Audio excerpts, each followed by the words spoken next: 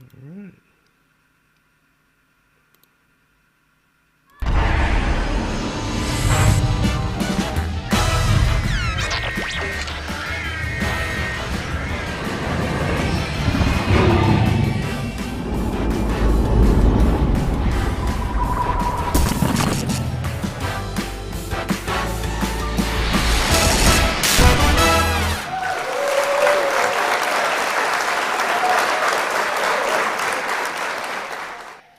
Ooh, hello. That was a straight cut there. How you doing? Welcome. Today is Saturday. I don't usually stream on Saturdays, but I figured today I'd just try doing a Saturday because I have some time on Saturday for a change. So I'm here on Saturday because that way tomorrow I can just go do hooky and do nothing or totally relax. It's been quite a week here. I was hoping to work on some filmmaker IQ videos this week. That didn't happen because I was super busy with other stuff this week. Hello, Cam. I'm going to say your name is Cam because I can't pronounce the rest of it. Hello, how you doing? Maybe camera photographer Kino. Perhaps that's what it is. Yeah, this week I decided early on this week because I have a few projects that are going to be big, well-paying projects that are going to take up quite a bit of time, and I'm seeing them in April. Plus, there's NAB in April, which I decided to go after all. So if you're going to go to NAB in Las Vegas in April and you see me, say hi. It always gets a pleasure to see people that recognize me, because generally people don't recognize me. I look like John Fetterman today. That's weird. Anyhow, so I realized I've got big projects on the pipeline. And I want, to get Filmmaker IQ to be more of a producing entity. So I decided in my home office, I'm in my studio office, my home office, because when COVID hit, I kind of reestablished a home office just so I can bounce work back and forth. And I find it really useful to be able to do stuff at home and then go to bed, not have to be, in the office until 12 o'clock at night, have to drive home and then go to bed. Having a home office is kind of useful for doing some smaller tasks that are maybe don't require being in the big office. So I like having both options because I'll come here if I want to do a focus task or something like that. Anyhow, in my home office, which is basically a bedroom in my house, there is a little seat ledge. And it sits, so my computer desk is here, and I have my monitor in front of me, and there's a drawing tablet monitor, and then another monitor above, which I don't particularly like because I have to bend my neck or sit or slouch in my chair, and that's not fun. So there's a seat ledge that's on this here, and it's about 72 inches wide for those in oppressed countries that don't use the freedom units. I'm just joking. It's 72 inches is about, what is that? Maybe 2 meters. A little less than 2 meters. But it's just a ledge, and it was designed to be kind of like a bench, but it's been full. We've been put like bookcases on it there that I don't use. So it's like, why don't I just get rid of that bench, and then I can put a desk in that area and then use that much larger space.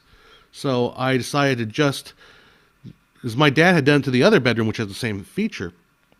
I was like, let's do it. So I got out the tools and I started chipping away at this thing, and man, oh man, those nails that they use for framing, those are some pretty long nails, and it took forever to get them all out, to pull everything out. I was able to do it. Wow, awesome. And now I was like, well, I was thinking about hanging my own sheetrock, hanging my own drywall, but I probably would screw that up, and it probably cost me just as much in tools and time and effort to do that. The demolition I can do, easy peasy, but the drywall, I'll let them do that. And so I'm going to hire some people coming next Thursday to hang some drywall there. So I'll finish that little bay. The floor doesn't have carpet on. I'll just put a rug over it for the time being until I decide to carpet the whole floor again, which may or may not happen in the future. Who knows? We'll see what happens. But then I'll have I bought a rising desk that allows you to do a standing desk. I'm generally opposed to the idea of a standing desk, but I do see some uses, especially if you're not going to be at a computer for a very long time. So I'm going to try the standing desk thing, but it also goes up and down, so I can make it a seating desk if I so choose. So that was most of my week. Well, it was the first couple days of my week. I wrapped that up about Monday, Tuesday. I was pretty much done on Tuesday. But the effort involved to do that kind of demolition was so taxing on my body. I mean, was so taxing that it kind of took me out. And the rest of the week, I was kind of working really hard doing this Chamber of Commerce video that we are doing. So it's homemade filmmaker, bad one. Oh, that's cool. Speaking of monitors, I just got an ultra wide monitor. Sweet. I do have, so I'm going to use my, I have an Apple monitor. I'm a PC user that uses an Apple monitor, because at the time, that Apple monitor, especially a used one, was the best price for the size and for the feature set. It's a 2560 by 16 something another monitor. And when I bought it, it was like maybe $400. And it was like, compared to the PC version, the non-Apple version was cheaper. So that's why I ended up buying it. It's an older cinema monitor, but I like it. It's still pretty good. It's not like OLED bright and all that, but I'll use it as my main monitor. Right now I'm using my drawing tablet monitor as my main monitor, but I think I'll put that aside. I just really wanted that to have some more space to work, because the thing that people don't realize when you work with a drawing monitor or a drawing tablet monitor. Hey, Jack, how you doing? Saw your chat there. What you don't realize about a drawing monitor is you've got this monitor and you want to be, in drawing position. Where do you put your keyboard? That's the problem. If I have a desk where I can fit my monitor, the keyboard has to be like way over here, balanced precariously, and then I'm doing my comic book, which needs me to occasionally type something. I just needed more space on my desk, so that's why I wanted to do this desk situation. So I'll have my monitor and my drawing monitor. Probably my computer monitor be over here on the right. I'm going to do horizontal, another. I hate up and down. That's the thing I discovered as far as like hanging televisions. Like a lot of people used to hang televisions above their fireplaces. It's like the worst place to hang your television, because you're always going to be looking slightly up when you're looking at your television.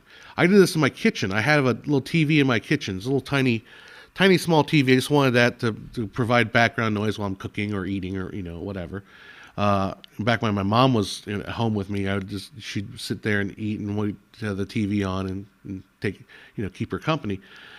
But the problem is I hung it like really high up there, like like a bus terminal TV where you have to like arch your neck to see it. It's very uncomfortable to watch TV that way.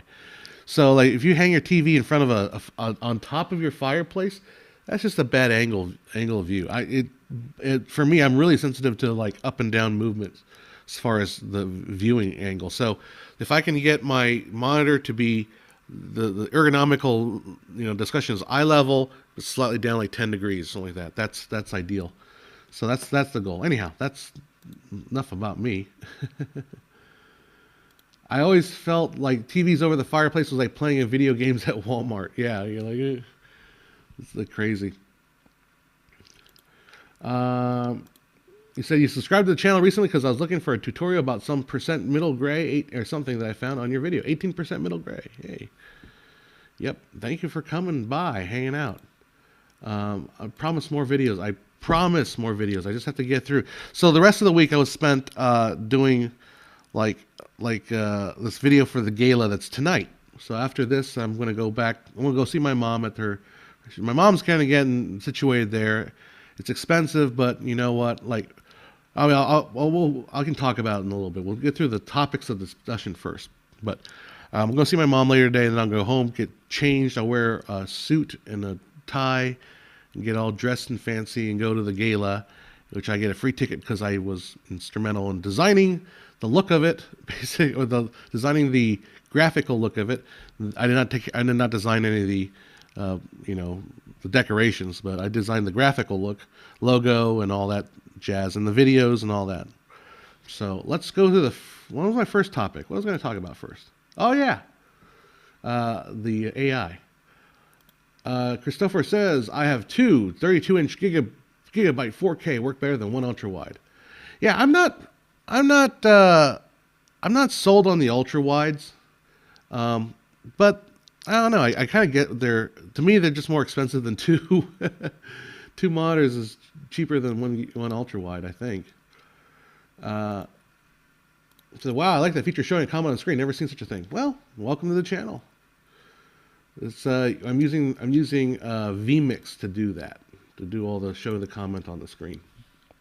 Anyhow, so this week, my boss at the college sent out an email to the entire creative department saying, "Hey, check out this new video from Adobe and their new Firefly AI, which incorporates basically that kind of AI art projects." By the way, if you like the background, that is AI. That's Midjourney in action there. So I'll give you my thoughts on what I saw so far, and I don't know a whole lot more. I did sign up for the trial or the beta testing, whatever, because why not? It looks kind of cool. So his email, and I checked, which I agree with, was that in the colleges themselves, there are departments that are getting kind of scared. Like English department is kind of freaking out over ChatGPT, but our department, the creative arts department, his position, and I agree with it fully, not because he's just my boss, because I just feel I feel this way as well, that we have to teach this, we have to embrace it, because it's going to happen no matter what. Like, you can't just say, can't, it's not going to happen, it's not going to happen, it's not going to happen. You can't hold your ears. It's happening. It's happening. I don't have a problem with it, because I think ultimately it's the artists that are going to be using this technology, not the average Joe that's going to be using it. It's the creative people that are going to be using it. The non-creative people will continue with their regular lives, not creating material. So it's imperative for us to use it. Now, I don't want to get all super hyperbolic and say, if you don't use it, you're going to get left behind, because I don't think that's the case. I think it's a tool. Like, if I could just take a lot of the drudgery out of what I do and have the computer do it, that's great. So that's my feeling so far on the Adobe Firefly. I'm looking forward to playing with it, looking forward to using it. I don't think it's a threat. I think it's just going to be more tools for the artists to use. And, on top of that, though, I also bring to the forefront the idea that if you know what you want, AI can be very difficult to use if you know exactly how you want to do something. But if you don't, then AI is a great place as a starting point to just kind of come up with random ideas. Like for this prompt behind me, for the graphic behind me, I just typed in somewhere that's green, aspect ratio 16:9. That's the only prompt, because I don't really know what I want today, but I have a affinity for green for some reason. For the last few weeks, I've been feeling the need for greenery, and that's what I got out of it. And I thought that looked good enough for the background, and that's what we came up with. So I know, hopefully the internet has been split somewhat in that you've had doom and gloom sayers saying that AI is going to be the death of everybody. Here's the thing. Here's the reason why AI won't necessarily be the death. Because not everybody will want to learn it. Firefly aimed at the end customer. What do you mean the end customer? No, it's not. It's aimed at the creatives. Who uses Adobe Photoshop? It's not the end customer. It's the creative people. So, but here's kind of the reason why. I mean, I have a client. Now, granted, she's an older person, but she runs a bunch of restaurants, like a franchise kingdom of restaurants, right? And she has, once in a while, they have me put the latest they call them menu board videos. So they'll go on the TV screen behind where you order. So put the latest menu board loop, and it's not really a menu. It's just like a loop of ads and all the ads and branding things. She'll have me put them on DVDs, because there's still stores that use DVD, and USB sticks. So I am outsourced the job of putting stuff on USB. Now, could they put the stuff on USB? Boy, they sure could. I don't know why they keep doing that. Maybe they just like me, because I just do it for a trade, because I just trade them for coupons at their restaurants, so I don't have to pay for food. But that's how I work with them. But it's like they still have me do stuff like that. And I think there's going to be still that need, like, hey, I want you to design me a really cool brochure, but I don't want to learn how to use AI and all that stuff. So it's just like, anyhow, that's There's going to be people that don't want to get on board with AI, don't want to get on board with using all these tools, Photoshop, Firefly, Midjourney, blah blah blah blah. They don't want to do that. Or they're not even that good. If you go on these things and you start typing stuff, it doesn't always give you the great stuff. Sometimes it's middling stuff. You have to comb through and pick and choose the best. It's not like everything's a home run. So there's still going to be creative people that have to take these images and then be able to manipulate them, because they'll say, well, I don't like this here. Can you move this over here? And, that's still going to be necessary to do. And you need, even if you get AI to train it, you need someone to utilize the AI. So that's where I feel the work is going to be. Kev K says the end customer is the designer that would have bought a stock photo in a matter of time before design is automated as well as course. Yeah, I agree though that stock photo is in trouble. Stock photography is definitely in trouble because the fact of the matter is stock photography has served a purpose where I just need something in place there to fill a space. If that's what stock photography is. It's almost like the worst thing to say is call it a placeholder, but it's not really. It's not really a placeholder. It's just illustrative, editorial. It's just there to fill some space to kind of help make the presentation look nicer, more friendly, more appealing, and all that stuff. Yes, that's going to definitely take a humongous hit. Like you're no longer going to be paying $150 for a stock photo. Well, I mean, if it's a really important, necessary, and absolutely crucial stock photo, yeah, you'll pay that. But the smaller stock photo sites, they might go away. But then again, to be fair, the amount of time it would take to find an appropriate stock photo, it depends on the application. The amount of time to create a stock photo, to create a AI position in that piece, is maybe less or maybe more than actually just finding a stock photo. So, what is design then? I don't know what you're talking about, Kev. See, the problem is you also said that the end user is a designer. The end user is not the designer. The end user is the client.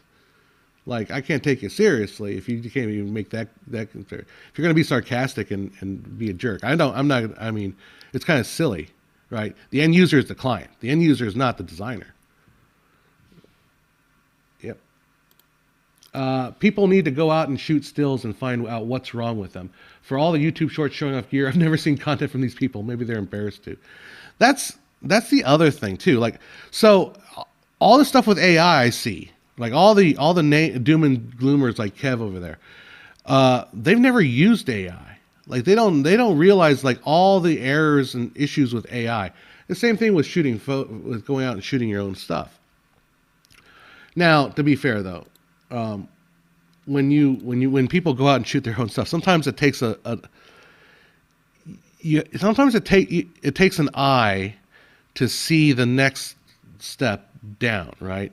The next step down is, okay, like you can go shoot like, oh, this is so perfect. You're like, okay. Then you go out and shoot again and oh, this is so perfect. And they go shoot again. Oh, this is so perfect. But they're not learning.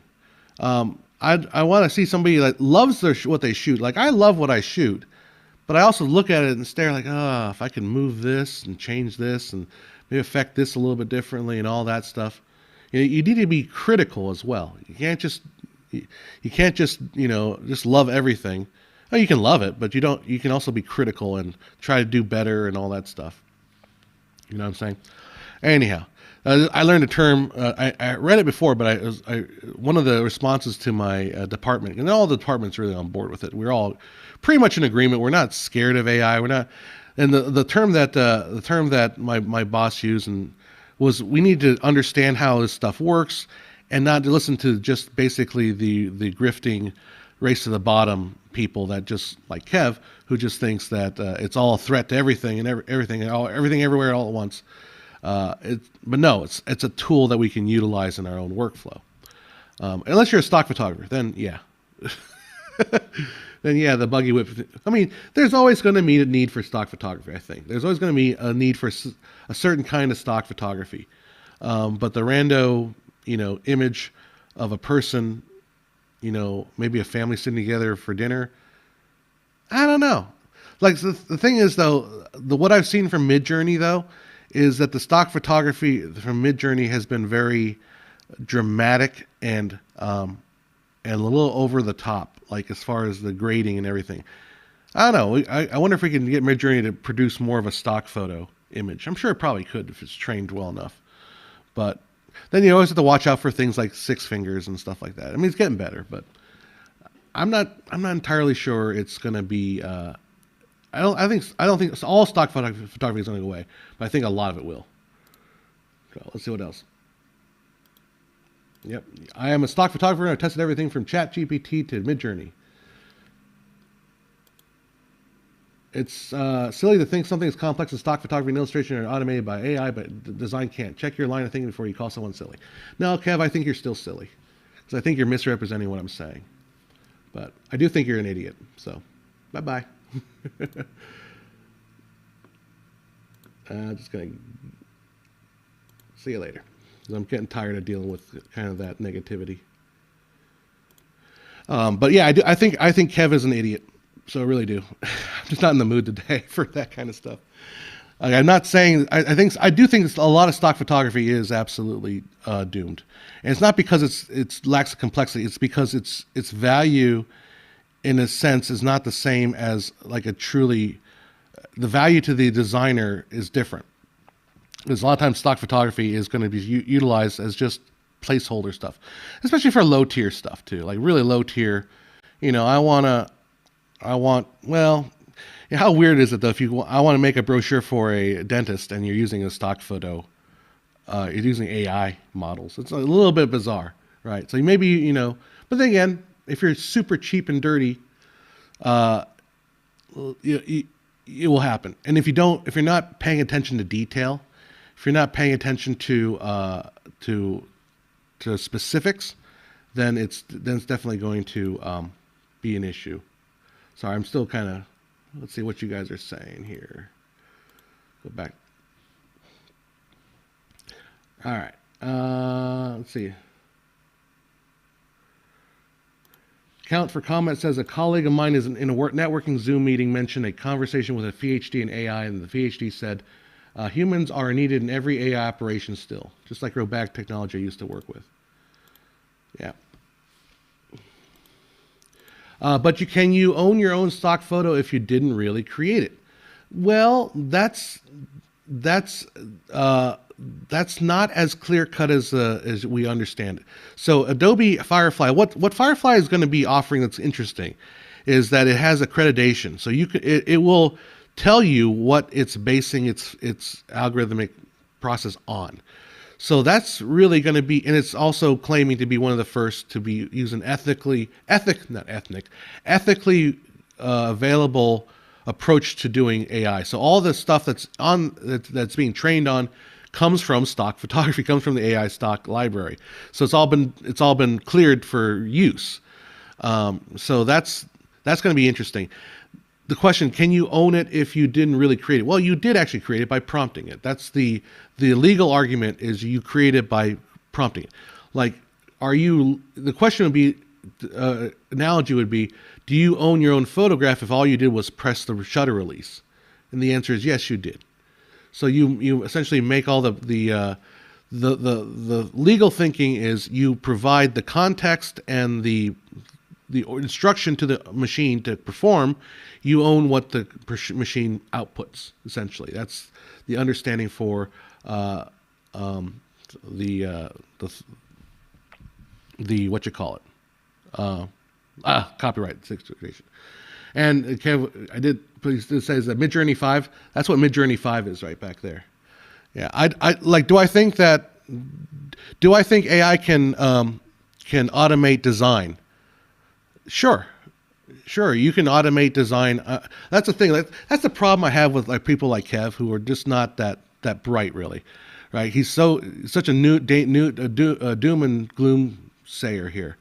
It's like, okay, sure. You can have AI say, hey, make me a brochure with this language in it, and I'm sure AI can populate something that looks right. Sure. And those kind of issues, like if you're a designer and you're making extremely low end jobs like that, Well, then you use it. They use the AI. The client is still not going to hire. They're going to hire a person to do it. They're not going to hire. They're not going to spend the time to learn AI, to utilize AI to make their stuff. If they do, then it's just going to be kind of cookie cutter stuff. But they're going to still need to hire somebody to go out and do stuff. So,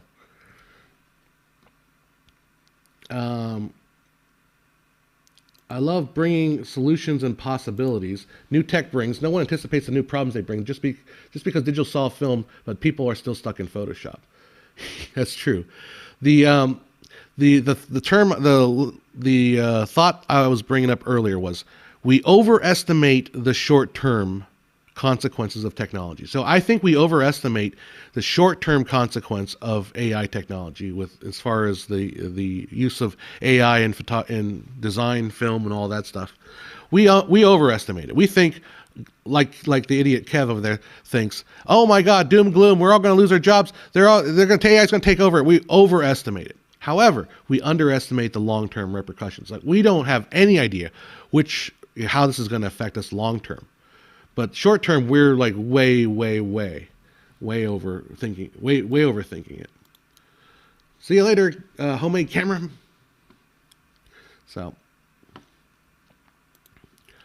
Rigel 7, I'm Ken's manager at a stock photo factory. Let's just say after some exchanges, he is currently under review.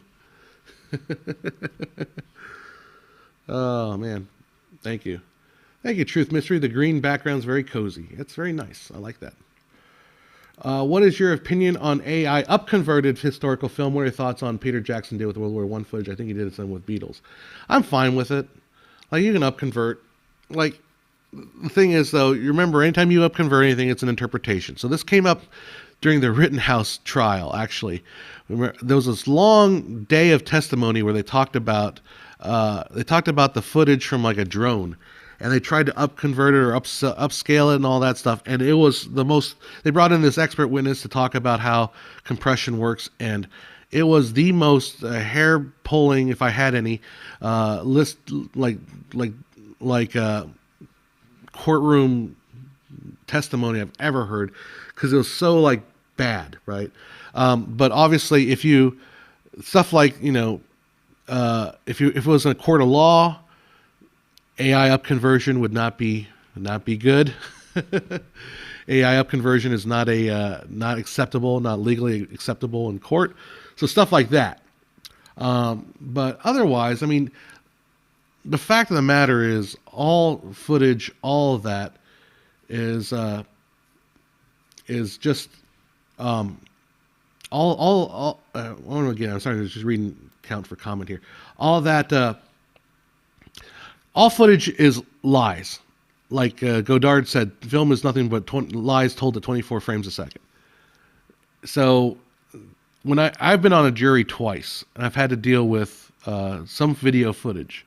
So I get to like apply, but the video footage was like, no, it's obvious. That's not, like there's certain things. Well, does that blur mean something? No, it doesn't mean anything. I remember back in the old days, when the History Channel ran these monster shows. They're talking about unexplained monsters, and they came up with this thing called rods. Like, oh my God, these rods. There are these weird creatures that if you go out and shoot at night, there's these weird creatures that show up on the video that look like rods, and they kind of flitter all about, and they're like just long rod creatures. And I'm like, bitch, please, that's just called motion blur with either some dust or some like a little bug that flew through. That's not a rod. That's just blurred. So, stuff like that was really, really bad. Yeah. Remember that trial? I got the same reaction I did. That trial was so emotionally fucked up for me.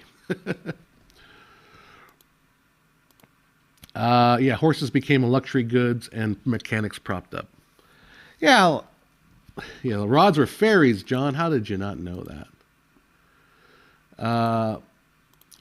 Peter Jackson was highly criticized for how aggressively he removed film grain from the Beatles doc in his World War docs too. Interesting. I think Bigfoot is blurry. That's the problem. It's not the photographer's fault. Bigfoot is just as blurry. It's actually scary to me. Yeah, like you see a blurred picture of a guy with a blurred face. Like, what happened to your face? Yeah. Anyhow, AI doesn't have the word of mouth advertising. Okay. All right. I guess let's jump on to my next topic because I always talk about AI and I always get like that idiot Kev that comes on here and I'm just tired of this shit from these people. Oh my God! When will you? They actually said to me, when will you repent and realize that AI is the doom and gloom that we all know it is? When will you repent? And it's just like, the reason why I'm not on your side because I've been around for I've been doing this professionally for 20 years, and AI is not the first time a hot new thing has come along. It won't be the last time. Trust me on it. I mean, I've used it, and sure, it's great. But if you know what you want, it's incredibly frustrating. I mean, what I should try to do. So, what I was trying to do the other day with Midjourney was trying to get to draw some. Because I'm still working on my comic book. I'm on page 15 of the second book, which was like, so we're not 30 pages so far. I'm probably going to be going all the way to 60, I think. So I'm probably only halfway done. But I hate drawing backgrounds. I don't like to draw the backgrounds because to me they're not that interesting, and they're maybe I'll take a philosophy where the backgrounds will only be drawn on certain panels and everything else will be like a gradient color. That might be where I'm going to go with it. But I was saying, well, if I can get AI to draw the backgrounds, because my original idea was to use 3D Studio Max to do the backgrounds, but the AI with the backgrounds is how do I describe something geometrically to the AI? And I think maybe I'm going to try this. Maybe what I'll do is I'll sketch it out real quick how the shapes I want, then feed that into the AI and then see if I can tell it to do like, do a bathroom in cartoon with this shape. I don't know if that'll work or not. Yeah, calling it AI seems wrong. I don't think artificial intelligence. Yeah, I know. You could call. I mean, it's basically a predictive algorithm. It's just it's predictive, trying to figure out what it thinks is the right image, which sometimes is the complete wrong image. Anyhow, so let's talk about my next topic, which was frame rate mismatch. If you saw my post here, I talked about how I was given a video by an outside producer who I won't name. I don't know if he would accept the criticism or not. I don't know. It's my competition, so I don't know. Well, competition is competition, not necessarily competition. But I do, obviously, my graphics in 24 frames a second because I like the look of it. To me, this event, it's a gala. It deserves some look cinematic. You want it to be cinematic. And this other producer agrees with me because he shot most of his footage at 24 frames a second, 95%. So it's like a little story, a little mini movie. And that's key here. It's a mini movie. It was cinematic, uses the language of cinema, right? And then he edited the whole 24 frames a second movie in 60 frames a second. So he used a timeline that has 60 frames a second. I don't know if he used Premiere or what it was. But he also shot some footage at 30 frames a second, which I may be assuming he's mixing in like phone footage or something like that. Now, so when I first got that footage, I'm like, oh God, he gave me 60 FPS footage. Okay, fine. I'll just dump it down to 24 and everybody will be happy. Fine. Because I have to tag my video with his video. I'll just dump it down to 24. But then I did that. And then I realized some of the shots were really really staccato-y. Like not just regular staccato, but like really like low frame rate. So then I went through the 60 frame stream and go, here's how you can tell 24 over 60. You go frame by frame. You tap whatever your next frame is, 1, 2, and then you look for a change in frame. Okay, that's 2. 1, 2, 3, change a frame. After the third frame, 1, 2. So you go 1, 2, 1, 2, 3, 1, 2, 1, 2, 3, 1, 2, 1, 2, 3. And you should see the frames changing. If you see that pattern, it's 24 frames a second. If you go 1, 2, change, 1, 2, change, 1, 2, change, that's 30 frames a second. That's how you can tell the difference between 30 and 24, right? Kev is salty. I thought I muted him. Oh, there he's back. He came back as Ked Klopper. You are salty. No wonder you have 20 viewers. Yeah, whatever. We can get rid of him too. See new? Yeah. See you later, Kev. Enjoy your idiot. What do I do with that? Enjoy your idiotic stuff, Kev. He's a moron. Oh, you're gonna be dead because of AI. Yeah. Whatever. Go suck a balls. No wonder you have 20 viewers. Yeah, and you were one of them. You're the idiot watching my crap. Anyhow. Yeah. I've been calling him Film IQ guy, but John is nicer. Oh, thank you. All right. His name is John Ty Bullet. What was that? Anyhow. Hey, Hardcore Mortars, how you doing? Hey, so I'm talking. So that's how you tell the difference between 24, 30, and 60. So I got this 60 stream, 3-2, 3-2, 3-2. Then occasionally there'll be a shot 1-2, 1-2, 1-2, 1-2. Then 3-2, 3-2, 3-2. Now, if I got this stream in 100% 24 frames a second, then it would have dropped in fine into the 24 stream because the 3-2, the computer would recognize 3-2. Okay, the next frame is going to be the next frame of 24 is going to be the next 2 frames. So it will line up perfectly. However, because there were these 30 frames inserted, you occasionally get that 3-2 cadence offset by a single frame of 60. And that results in the down conversion from 60 to 24, the 24 frames a second getting cut in half to 12 frames a second. So that would explain why I was seeing these kind of thing. So that would explain why I was seeing that. It took me a while to realize that. Then I was like, oh crap, this is why I'm doing all this. So I had to go through and look for every time I saw that, which is kind of hard to spot sometimes because sometimes it's very slow. In the 6-minute video, I found 19 different spots where I had to basically go in there, find that shot. Well, I would find that shot and then I would splice it there and I would move everything over by 1 frame of 60. So I had to do that 19 times because if I moved it over, I might have caused ripple down that effect somewhere else. And I had to move it over.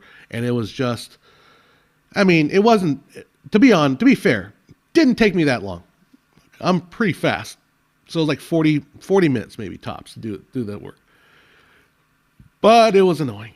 Don't ever mix your frame rates unless you know what you're doing, for God's sakes. So they kind of got me on this rant, which was basically, so he delivered the whole thing in 3080 UHD, 3840 by 2160, 60 frames a second. That's cute. I love the fact that your computer probably can run that just fine. But a lot of people will not be able to run that file. That's like ridiculously stupid frame rate. Like it's just dumb. Also, another reason why I know he used the 60 frame timeline is the dissolves. The dissolves were 60 frames. So if you saw a fade to black dissolve, like you could go frame by frame and see it getting darker, but each frame would still be the same frame as the previous frame, that kind of thing. So, anyhow, I was able to fix that. Finally got that fixed. And then then I put it all together, submit it to the client, and the client's like, "Oh, great, this is great." But here's what we want to do: we want to put a little, like some silence in between, because we want the audience to think that the person forgot about it, and then that the video explains why they forgot about it. And I was doing all that, and I realized, wait, no, you just want 2 videos. You want one video, which is the intro, then you can go to live, and then pretend like something weird's happening. And then when it's ready, then you go to the video. You don't have to time it all out. So it ended up, I could have just given them the video in 60 frames a second. Did all that work, but whatever. I left it at 24 because you know what?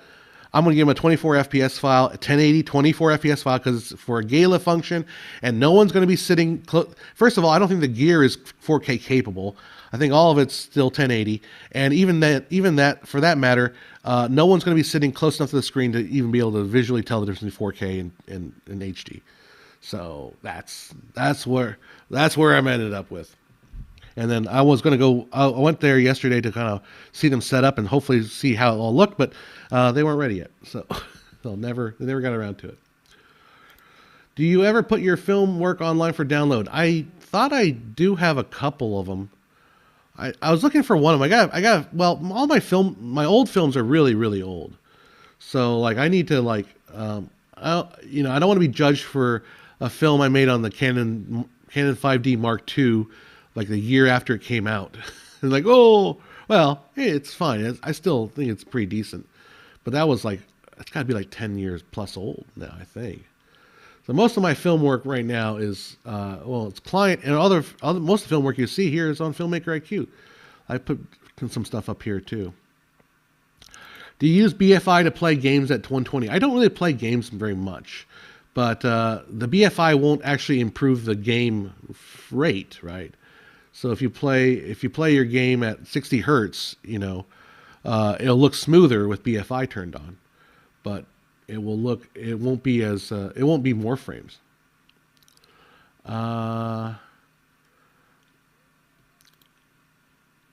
What is easier to produce, frames or the rate of them? Depends if you're a still photographer or you're a motion photographer. I say photographers are great. They only take one picture every, couple seconds. We got to take 24 pictures a second. Oh my God. How are 25 FPS converted to 25 and 24 and vice versa? How are extended around a movie to 26 converted? Generally 25 to 24 you can either do it. I think the most basic way is just skip one frame. That's like, that'll give a little hiccup to it, but like that'll occasionally happen. You can also slow down 25 FPS to get it down to 24. That's probably the cleanest way of doing it, is just slow down. Cinerama movies, the 26 to 24. I don't know. Good question. Probably either slow down or 26 to 24 though. That could be a little easier. You could do, let's see, both 24 and 26, they both go 2, so it's 13 into 12. So basically you'd have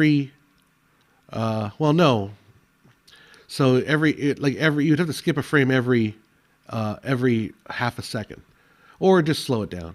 I think slow down is probably the better way.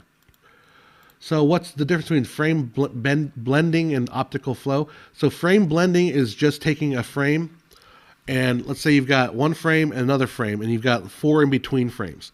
So the way frame blending would work was you take the 2 frames and just blend, just dissolve. One frame dissolves, dissolve, dissolve, dissolve, next frame, dissolve, dissolve, dissolve. So the frame blending is just dissolve. Optical flow is that idea of, okay, here's 2 frames, and the algorithm's going to figure out what pixels move. So if this pixel's moving this way to here, it's going to come up with in-between frames between. So that's what that soap opera book and all those televisions use. Same idea. Optical flow is generally better if you want to do like fake slow motion.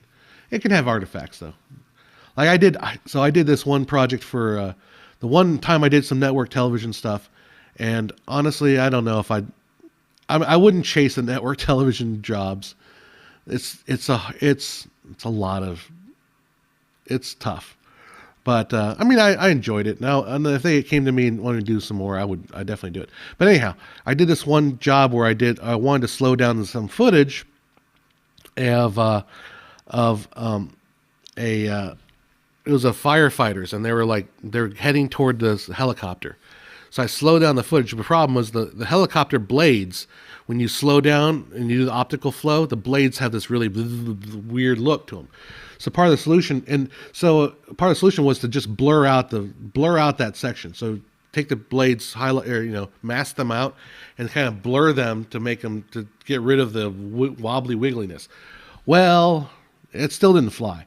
And like those of you that if you work in television, there is a quality QC, quality control team.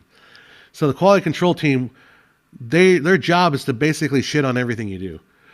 Like everything you do is just like you're going to, I saw that helicopter. That's not broadcast quality.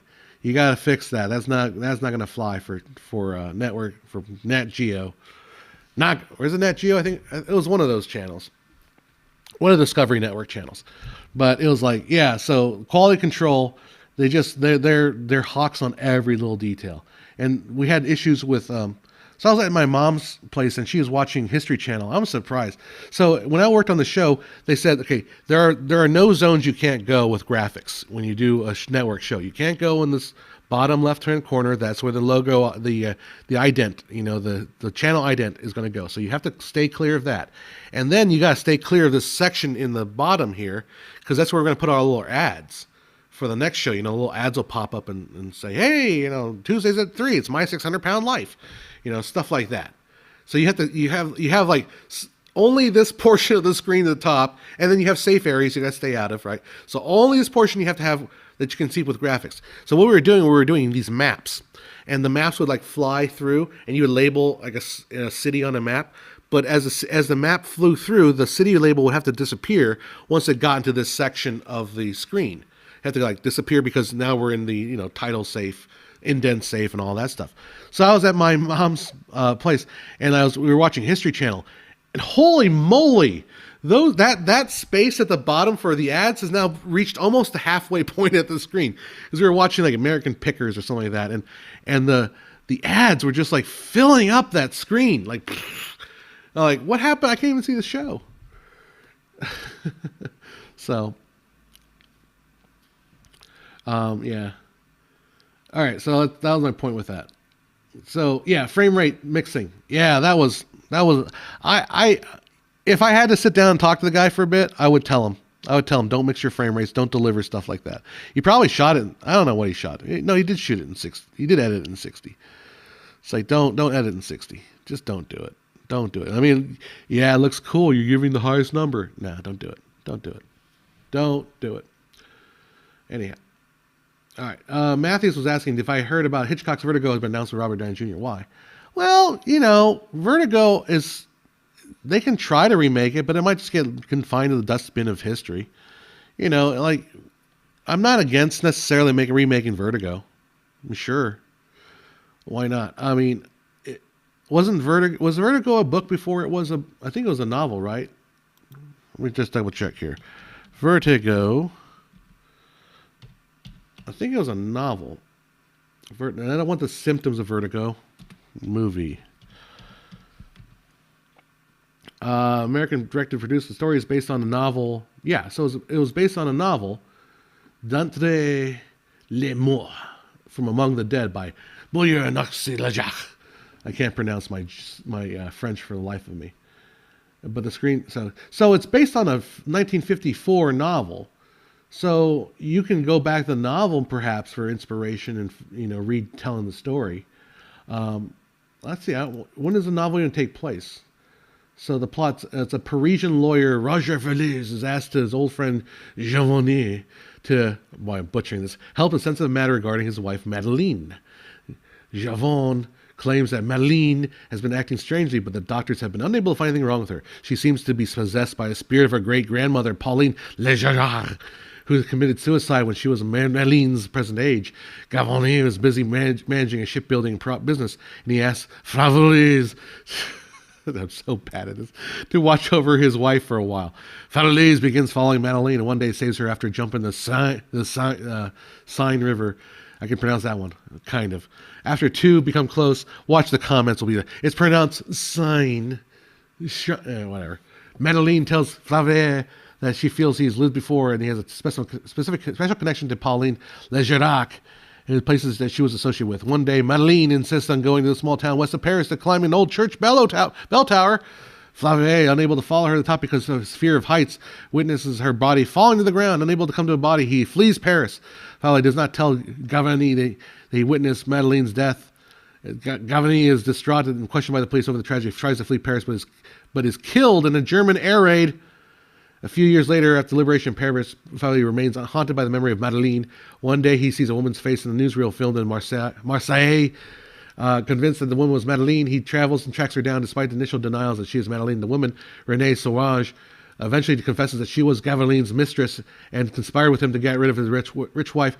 Gavini threw the real Madeleine from the top of the bell tower so that Flavie could witness it and confirm the suicide to the police. But Flavie flights from the scene, spoiled the plan.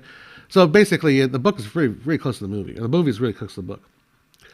So yeah, I mean, I don't mind. I don't mind remaking it.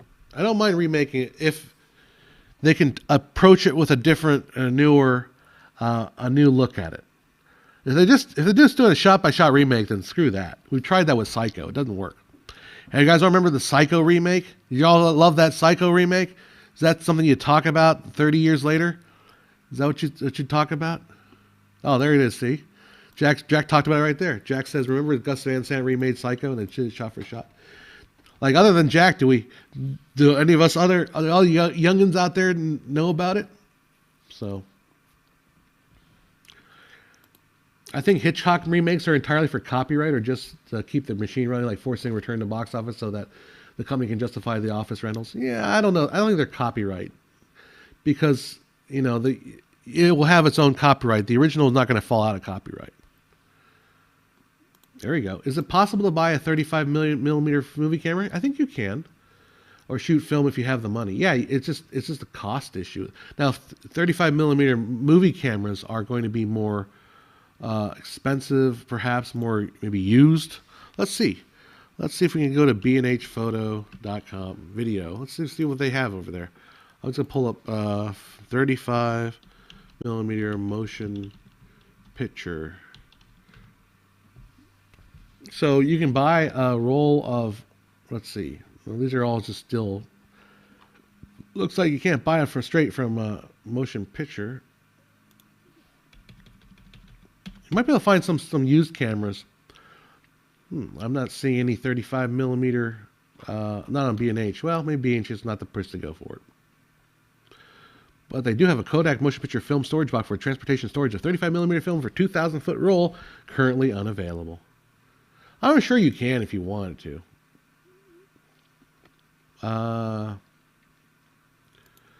Vertigo was based on a movie novel made specifically for Hitchcock to adapt it. Was it? That's cool though. Well, if it's just Hitchcock, other people can do it. Yeah, a lot of other 80s and 90s made for TV remakes that many Hitchcock got as well. Yeah, there you go. So Bullet Sonnet says that if you have the money, yes, bear in mind that 100 foot 35 millimeter film is roughly 11 minutes of footage, is about $100 to $120 just for the film. Yeah. Yep. I think Vertigo is overrated, but filmmakers see themselves too much in Stewart's character to name it as one of the greatest films of all time. I like Vertigo, honestly. Let's see. Let's go. Count for Comment says, no film is overrated, really. I see the main appeal of Vertigo is stunning photography, amazing dreamlike atmosphere, and a study of male obsession. I kind of agree with the male obsession thing. There's something about Vertigo that strikes the heart of like people that feel crushes and stuff like that. Jack River says that I think the Van Sant made it shot for shot as a commentary how dumb remakes are. It's kind of a long way to go to make a commentary. You can just say it. Maybe, I mean, if he's wild enough to like actually spend the time to do it. Okay, yeah. So what is the Temptation of Christ? So the last thing I watched, and we get to the last thing here, is I just sat down and watched The Last Temptation of Christ. I hadn't seen that movie in 30 years. I think the last I saw it was like a teenager or something like that. So I watched it and I was like, well, I'll just turn it on. And if I get bored, I'll just leave. I was not bored. That's Scorsese, that's definitely a movie that felt like Scorsese in a kind of, let's just make something cool. It wasn't super highly stylized, over the top kind of Scorsese Goodfellas production.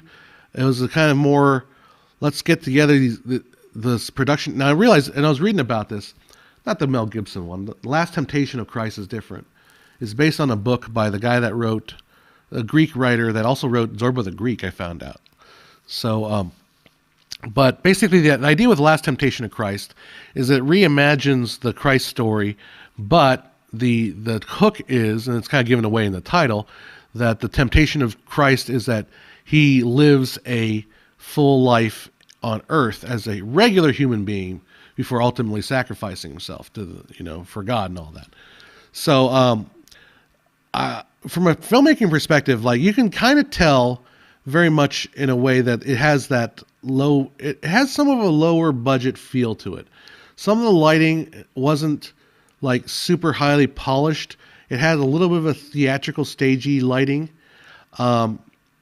So when you're watching it, you can kind of pick out that they didn't, and here's the truth. Scorsese directed that as sort of as a way to, it was a trade with the studio. Like, they allowed him to direct that in order to, and so he would direct something bigger. Like, he promised to deliver this for a certain amount of money for a certain time period. But when they got there and they started shooting, they realized we have to like really move fast in order to get this stuff done. So there's not a whole lot of like tricky staging, not a whole lot of like really highly refined lighting. So it's got sort of that a little more of a indie look to it. I hate to use that term for it, but it's not as highly polished of a studio movie, right? And then the other thing was fascinating, was interesting, was how basically how Scorsese had all the apostles kind of act like New York street folks. So they all talk like this. Hey, come on, Jesus, what's going on with the fire? There's no more fish. No, I'm joking. It's not as exaggerated as that, but like Harvey Keitel's in it, and Harvey Keitel does not like put on like an Aramaic somber tone. He's like, come on, Jesus, look, what are you trying to do with us, man? We need to fight by the sword, man. So it was very much it's kind of a modern passion play in a sense. If you watch the original Jesus Christ Superstar movie, right? The movie, Norman Jewison that directed it, who's not Jewish, by the way. His name is Jewison, but he's not Jewish. So the very beginning of that movie, basically a bus shows up in the deserts of Israel, and it's like full of hippies. And so they're all, it's just this bus, and it just rolls into Galilee or whatever the heck they're shooting is. And then all these hippies jump out. It's like the cast of Hair. They're all just a bunch of hippies. And then they recreate the story of Jesus Christ with a lot of like modern hippie sensibilities and stuff like that. So it's more of a metaphor, right? The adapting the story, the biblical story, to a modern understanding. So there's elements and essences of that in Last Temptation of Christ that I thought was interesting. It was really cool seeing Willem Dafoe look incredibly young, like so young. Harvey Keitel, who plays Judas, plays kind of a rough Judas. Judas is in the story there. Judas is not so much the angry Judas. He's more like, I'm your best friend, Jesus, and we need to fight by the sword, not by the. What's this all talk about love? We need a Messiah figure to fight the Romans, man. Come on. And then Jesus basically says, no, God shows me the less way, and you must go and you must betray me. And Judas accepts the fact that he has to do this. This is for him to love his brother Jesus. That he has to do this, so he betrays his best friend. That's the version, the way that interpreted of Judas. But even though the movie got, I think, a couple Oscar nominations, Harvey Keitel gets a Raspberry Award. It's like, why would he, like, that's why, like, the Hollywood Reporter ran an article like, are the Raspberries irrelevant because of our modern woke culture? Like, no, the Raspberries are just dumb, because Raspberries basically are the cultural enforcement wing of normality. If it's outside of normal, if it's outside of like a very sliver window of what's acceptable, then it becomes a Raspberry Award. Like, why would you give Harvey Keitel's performance is not a Raspberry Award winning or Raspberry nominated.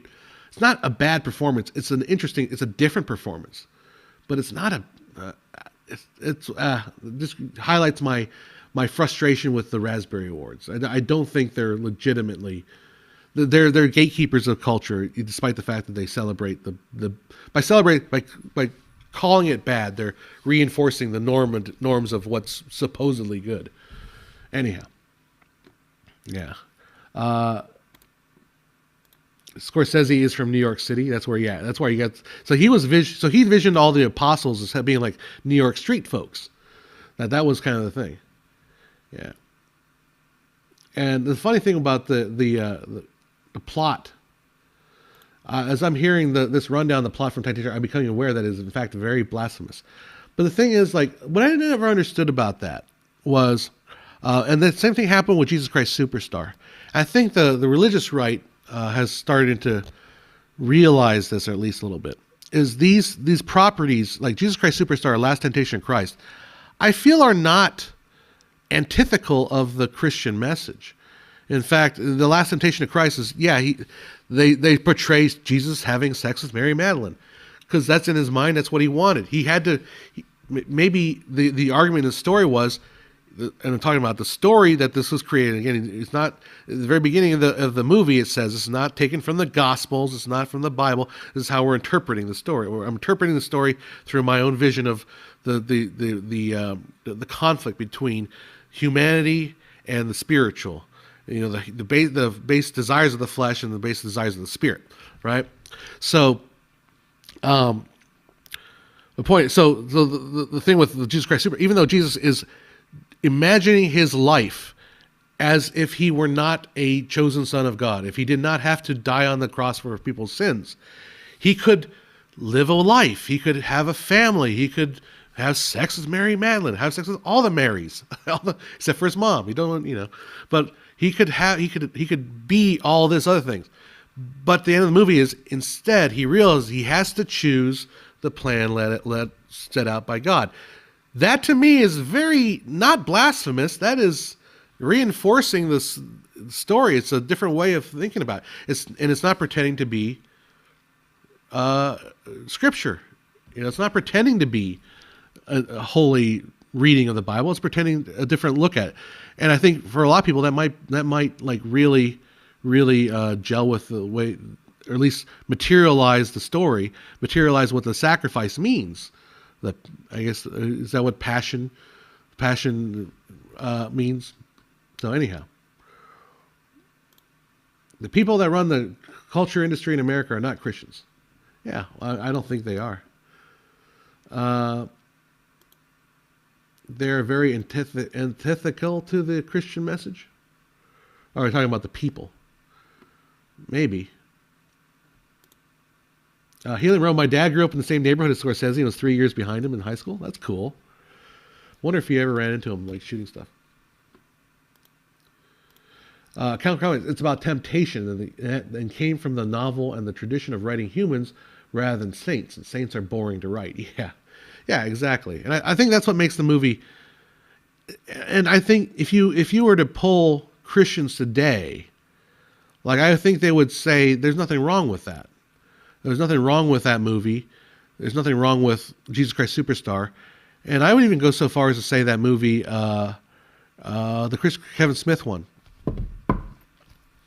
I forget the name of the Kevin Smith one that's also protested. That one is also not very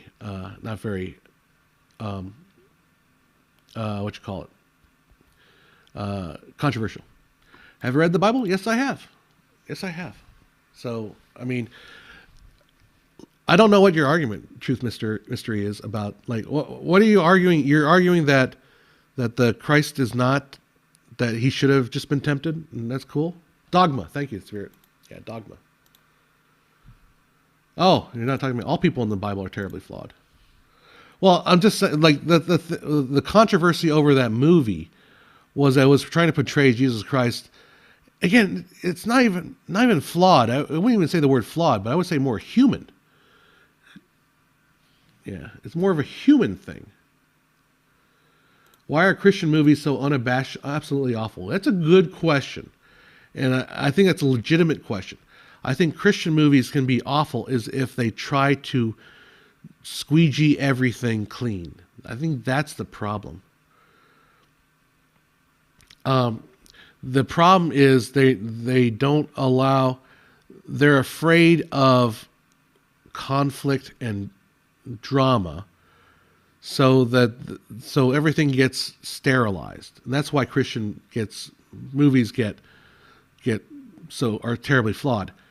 Not saying you can't make movies with Christian values, and not saying you can't make movies with people that are practicing Christians. It's just that if your goal in the movie is if your explicit goal is to say, I'm going to present a Christian message, then it's no different than saying, I'm going to present a Democrat message. I'm going to present a Republican message. I'm going to present a pro-life, anti-abortion message. If your movie's goal is to promote a message, then it's going to suffer from that. I mean, how many really that are explicitly message films are really that good anyway? There's very few of them, right? So anytime you have, if your goal is to create these message films, it's just going to be rough.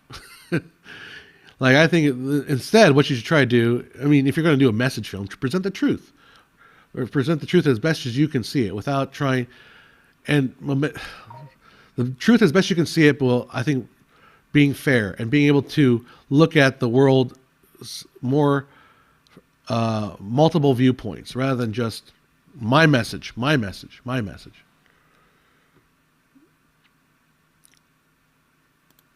Yeah, being lectured at turns off the audience unless they're already believers. Yeah, well, even then, it's like, well, the believers don't necessarily want to watch more of the same. You know what I mean? Like, do you want to watch you want to watch church film, more messages about church, or do you want to watch dinosaurs? I want to see some dinosaurs. Yeah. So. Yeah, there is a difference between an artist who is Christian and a Christian who gets into the art for Christianity. Yeah. So I think that's probably why. I mean, you can replace that word, why are Christian films so bad?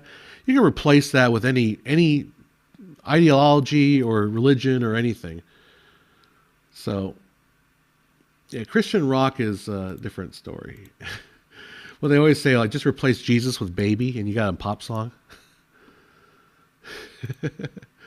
I like the movie where Jesus sacrificed himself to save the crew of the Enterprise and like handled a warp core or something with his bare hands. Yeah, the Jesus analogy gets applied. How many times do we see Superman going, oh, yeah, everybody does it. Alan Poe said something about messaging in fiction I agreed with. It should be right underneath the surface of the story. Yeah, and, like, stories are always messages, right? Because if you look at, like, tell me the story of your day, you're going to tell me something about, like, that has a course and direction, right? You're not going to tell me about every time you went to the bathroom and every time you're going to leave stuff out. Reality is all that stuff that has, all that stuff that happens during the day. It's you go into the bathroom, it's you sitting on a computer, you flipping through TikTok like a mindless drone, you eating lunch, you leaving a tip for the waiter, you asking for that second fill up of water even though you intend never to drink it. It's all those other details, right? But story is what how our understanding of the world works, through story. I'm sounding like Tyrion from Game of Thrones. The story is how we understand the world, how we understand history. And even reality, and we pick and choose elements of the reality and put them together to form a narrative, a story, right? But my point with that is, I don't know. I'm getting my mind's starting to wander here. Message films are too often propaganda. Exactly. Yeah, totally. Yeah, that's the problem. So regardless of what message it becomes, and propaganda isn't always very entertaining. I like movies about Christian artists like Andrei Rublev. Cool. I went to the bathroom 4 times a day. That's a great story. I would put that. I would expand that. I would develop that idea. I think you have at least a 6-episode deal with Netflix with that story. Definitely worth keeping that down. Write it down, and pitch that to the next meeting you go to. Star Trek is famous for being preachy, but varies depending on this episode's writer. That's very, very true. And so was very much Twilight Zone, right? Because Rod Stewart, not Rod Stewart. Is it Rod Stewart? The famous like preachy person, right? Sci-fi for a long time has always been very preachy because sci-fi is basically modern ideas or modern dealing with modern social issues or some sort of issue with a veneer of science fiction. Like it's just the thinnest veneer of science fiction until the nerds got into it. The nerds started taking that veneer of science fiction, right, and shoving all that the social commentary down onto the floor. I'm knocking my stuff over. Shoving that down and taking that veneer of science fiction and just spreading it all out. Okay, what do you mean that dilithium crystals are made of carbon? That doesn't make any sense. Dilithium crystals need to be a special form of antimathium, whatever. So, yeah, I mean, early sci-fi was like, and then we had droids, and we treated the droids like they're unthinking people, and we mistreated them, and then they rose up and they fought out, it's a social commentary. But now it's like, but how do those droids work exactly? What kind of crystallism? Rod Serling, thank you. I was going to say Rod Stewart. Rod Serling. Have I seen Scorsese After Hours, though? No, I have not. Check it out. Quantumania is a box office disappointment. Shazam 2 as well. I feel the superhero films that were successful here are The Flash, Guardians of the Galaxies, and the sequel to Spider-Verse. Still a lot of them. I think Batman will survive this. I think Batman's just more interesting than all of this DC universe combined. So I think that Batman will make it. Scorsese and Tolkien and J.K. Rowling always put the Catholic themes in their works. Almost no one complains about it. That's because they're great storytellers, and because I think also those Catholic themes are not purely Catholic. They're almost universal. Issues about guilt and that kind of stuff. Well, Catholic. I think Catholic. I think guilt. Catholic always feel guilty, but stuff like that. They're not to label them just Catholics. I don't think just Catholics feel those things. So it's amazing. A lot of these larger religions, there's a lot of look. You can put a lot of Buddhist beliefs, and the whole discussion about Buddhism in terms of like suffering and the root of all evil. The root of desire is suffering. And the root of all evil is desire, that kind of stuff. There's a lot of philosophical things that you can label Buddhist, but they sure are universal, and they can help explain a lot of things. I'm not saying you're wrong. I'm just saying that that's the beauty of this stuff is it's not like, oh, you have to be a Catholic to get it. Like, no, we all get it. I probably issue with Rowling being motivated by Christianity. Truth is you just sound miserable. She wrote nothing about but with witchcraft.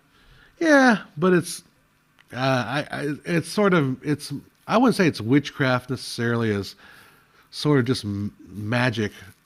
I don't know if can you really tie magic and witchcraft together, or is witchcraft anti-Christian?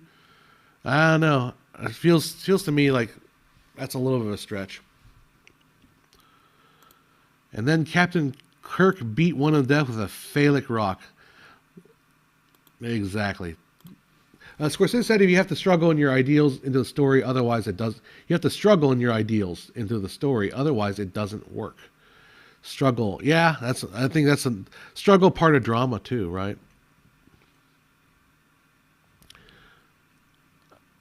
There's a far right Catholic professor that explains those themes in details on YouTube. As far as Harry Potter and Catholic stuff. Let's see. I'd say writing about a school for young witches cancels out any broad quasi-Christian themes. I think you'd be surprised. Why would it cancel it? I mean, if you deceptively putting, that's the best place to write about Christian. The best place to write about Christian themes is in a school full of young witches. I mean, you want to capture your audience where they are. That's where you get them. I believe there is sincerity and depth. Nevertheless, there are always atheists who complain a lot, who are always cynical about any religious perspective at all. I'll be honest. I think the atheism is probably the least thoughtful thing. It's just too. It's we can't get too deep into it. I just feel like atheism is its own religion, and they won't call it one, but it is. What do you guys think about religion in The Whale? I've only recently watched it and loved the film. I have not seen The Whale. Maybe you guys can throw some stuff on it. Smuggle, not struggle. Okay. For example, I've seen people criticize Chronicles of Narnia by C.S. Lewis Christian propaganda to young, impressionable minds. Yep. Phone's going crazy now. Somebody's trying to... Yeah, so C.S. Lewis never hit it, and Tolkien either, but he mixed with Norse mythology. Seriously, I think Tolkien's a far better critic than anyone know now. So I started a terrible race. No, I started a horrible war. Let's see. What are they asking me?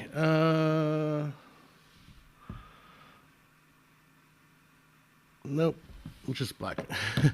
Let them worry about that later. All right. Any other comments? Let's see. What time did I start this thing? I think I started at 40, so I'll go for a little bit longer.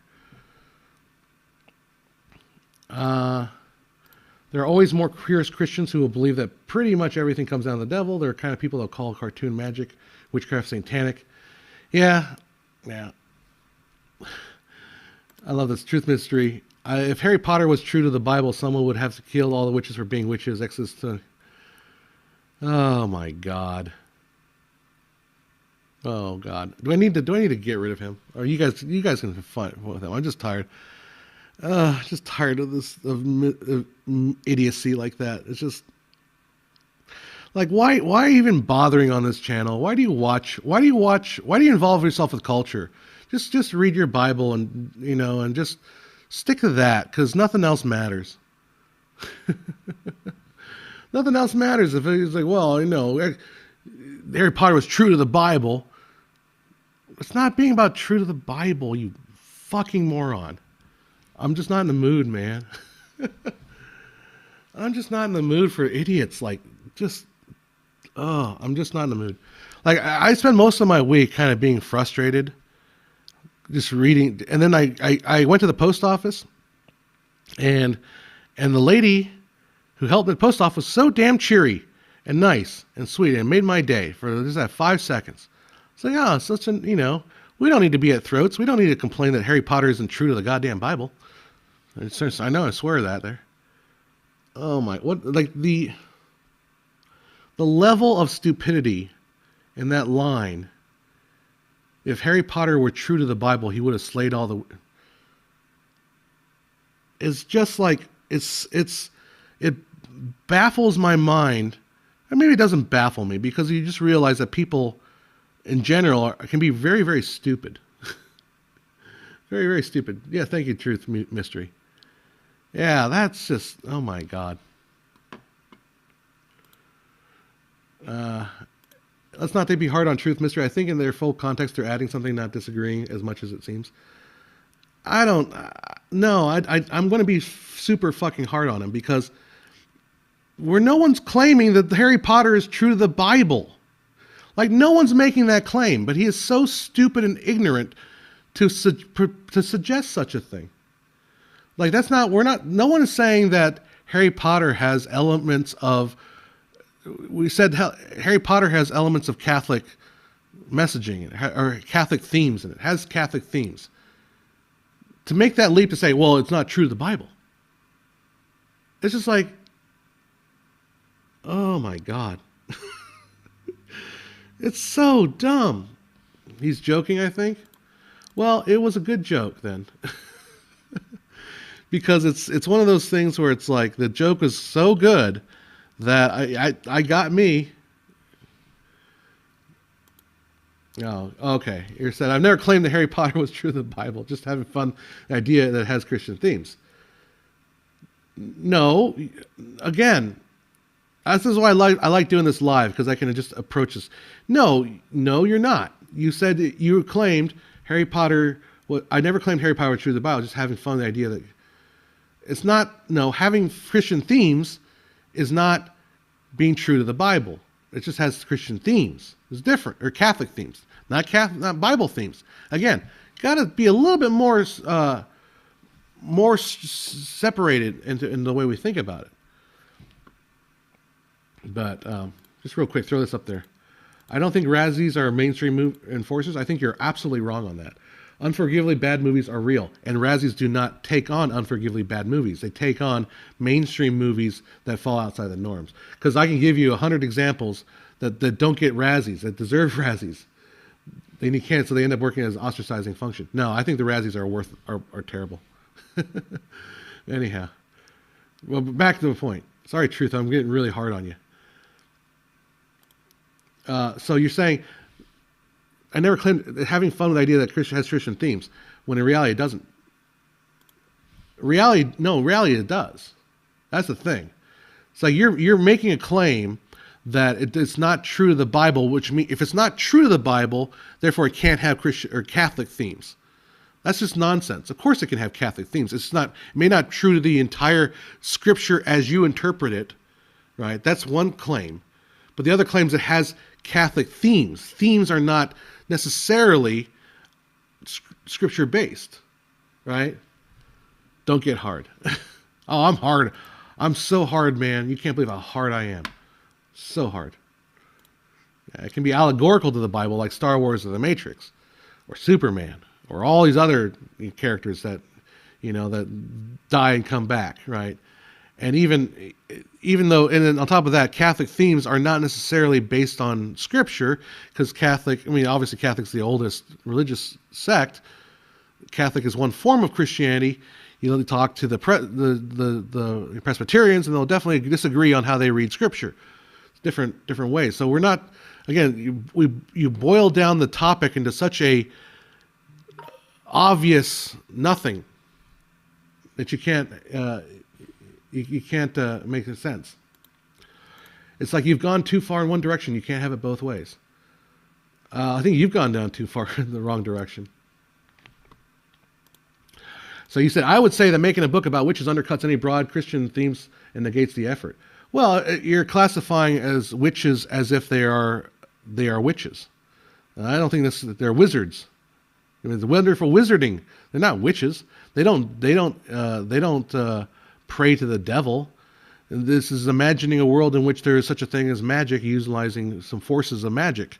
I don't think how it undercuts any broad Christian themes, because you can read Harry Potter realizing that Harry Potter is not real, which I think most sane people do.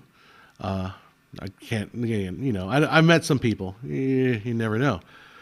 But you can read Harry Potter, know that it's not real, but be able to understand the themes and even see parallels between the themes and things like, Catholic doctrine or religious doctrine. You don't necessarily look at Harry Potter and say, well, it's all devil worshipping. It's just dumb.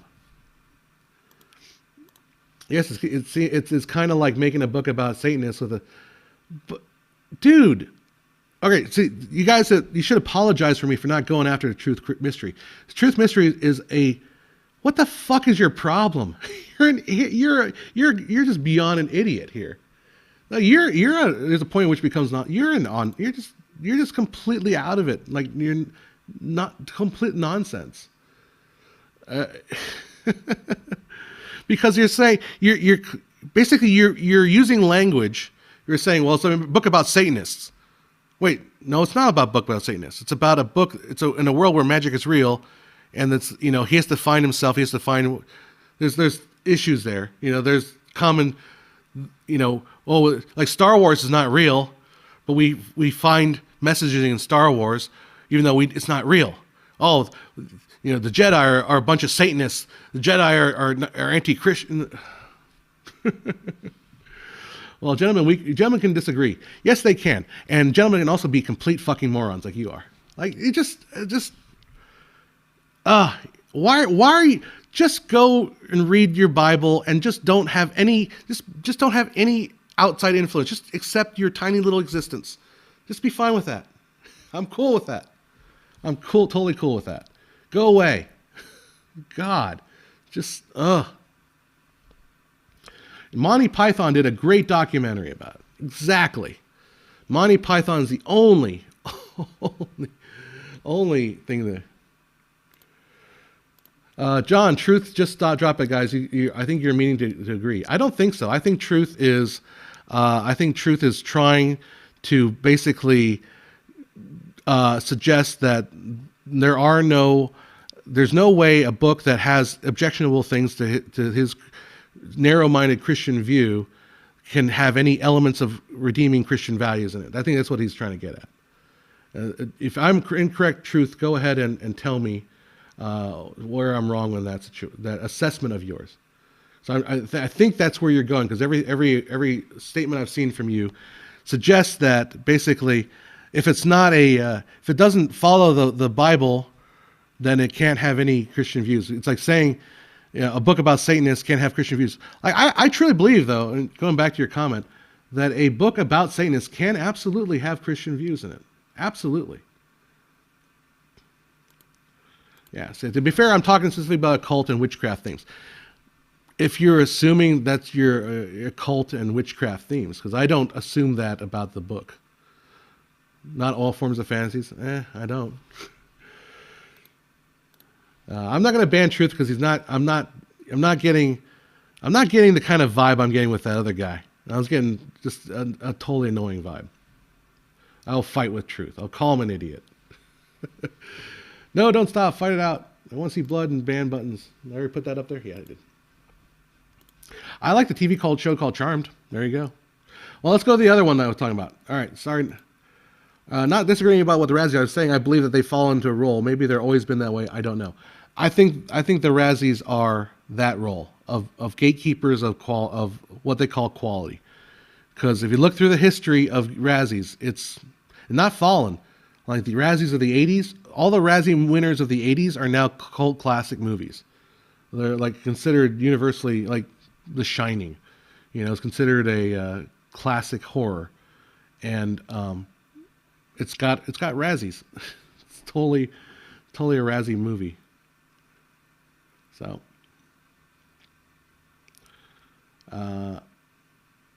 all this said, I could be wrong. I feel like truth is trying to be set in an academic frame rather than show. No, I don't think he's showing an academic frame at all. I think you're reading that way wrong. I think like truth just said. Truth mystery. He should call himself like idiot mystery. Razzies are the Rolling Stone of movies, a bunch of hipsters who appoint themselves the cool ones. That's where I'm going.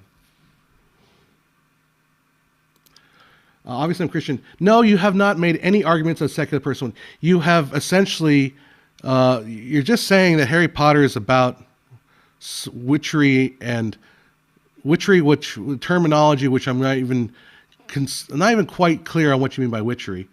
But you basically, I don't think any secular person can agree with that or find that reasonable. I find it completely unreasonable. My reaction to as probably one of the more reasonable people you'll ever find, my reaction to your thoughts should be a case for how dumb fuckery your thoughts are. Like you're just beyond reproach. It's just so incredibly stupid. I'm being reactive in a way. Sure, I am, but it's just dumb. It's just so dumb. I find it beyond just unreasonable. I find it reprehensible. It's your life, friend. Exactly. You don't have to be here. It's your life too. I just don't. The thing is, though, like you basically want to ignore all of humanity. You want to set aside all what people find interesting in the world in order to just basically beat people over the head with your own book and your own vision. So that's the problem I have. It's that that's the problem I have with certain types of Christianity, not all. The kind of viewpoint that basically you're not worthy unless you believe the way I believe. And gosh, aren't we used to that kind of thinking? Do we not see that enough in today's society? That's what the thing. It's like there is there's a left tyranny of wokeism, which I get in trouble for by some people, and then there's a tyranny of the right as well, and they're both there. The tyranny of the Christian right, there's tyranny of the woke establishment right, the left. There's tyranny all around, and I'm just sick of all of that. I'm just sick of all of that. I think the Fast and Furious movies are blasphemous. Family? What family without Jesus as the core? Amen to that, Rigel. I think the Passion of the Christ is blasphemous. No, the thing about, Jordan Peterson would be a lot less than what truth is saying. Like have you ever watched Jordan Peterson? He'll talk endlessly about Harry Potter. Like I think Jordan Peterson, especially his approach to stuff like the Bible, tends to be a lot more of a philosophical, secular take than that. I don't think I'm better than you or more worthy. I think I'm a sinner like you, and we both need salvation, Jesus Christ. That's the thing. Like there's a movie called, one of my favorite movies of all time, and it's got me started down this road. It's called The Big Kahuna. In The Big Kahuna, I'll tell you the plot line of it. There are these three salesmen in Wichita, Kansas. One is played by Danny DeVito. One is played by the never mentioned again Kevin Spacey, and Peter Funicelli plays like the last Funicello or Funicelli, one of the terms. He's later on in Twilight. So they're all there, and they're here at the conference, and they're having this hospitality suite, and they're there to talk to the Big Kahuna. So they're going to set this party up, and they're going to invite the big guy, and they're trying to make this sale, right? But the youngest guy, who's like a brand new to the team, brand new salesman, he's a pretty hardcore Christian. He wants to spread the word of Jesus Christ, you know. And so they have the party and say, did the Big Kahuna come? No one saw him. Like, oh, what does he look like? So. And the Christian guy says, oh, I talked to him. It's like, you talked to him. What'd you talk to him about? Oh, we talked about, life, and we traced his life through the dogs that he owned, and which just happened to be a series of German Shepherds. It's like, okay, but what else did you talk about? You talk about, while we're here, we're trying to sell him lubricants. Did you talking about that? Like, no, we didn't talk. What else did you talk about? We talked about Christ. And he's like, well, wait a second. Who brought it up first? Did you bring up Christ, or did he bring up Christ? And they said, well, no, I talked about it. And then they got really pissed off, and it's like, dude, we're here for one reason, to sell this client on lubricants. And you instead talk about Christ. And you didn't bring up the topic of lubricants at all. It's like, well, it didn't feel right to bring it up. It's like, but you brought up something else. You brought up Christ. So, and again, I'm not trying to make this out to be like a super simple story, because it's complicated, obviously. The point, and at the very end, Kevin Spacey storms out of the room, and DeVito has this amazing monologue. He says, it doesn't matter what you're doing. When you steer a conversation, whether that's for lubricants or Jesus Christ or how to buy and sell real estate in 30 days and make a fortune with no money down, however you steer the conversation, you're pitching, you're selling something. You are trying to sell. You are a salesman. You're no different whether it's Christ you're trying to sell or if it's some lubricants. If you really want to talk about someone, get to know them, ask them about their family, get to know who they are, for no other reason, just to find out. Anyhow, I'm going deep into like how much I love the Big Kahuna. I have so much of the lines memorized. I'm kind of quoting them here. So anyhow, yep. Yeah, the Big Kahuna is. I've got the play. It's called Hospitality Suite. So it's really a great. The movie is fantastic. I love the movie so much. The Big Kahuna burger. Yep. Uh, I think John Peterson said too much word salad. I absolutely hated his diet suggestions. Yeah, his diet thing is weird. His life advice everyone should get as a 10-year-old and his enemies I can't stand. The yeah, don't listen. I mean, I really am afraid of people with crazy diet ideas because I hear them a lot. All right. Right now, my diet is basically don't eat too much. That's a good diet. Now, there are people that are going to be somewhat allergic to certain things.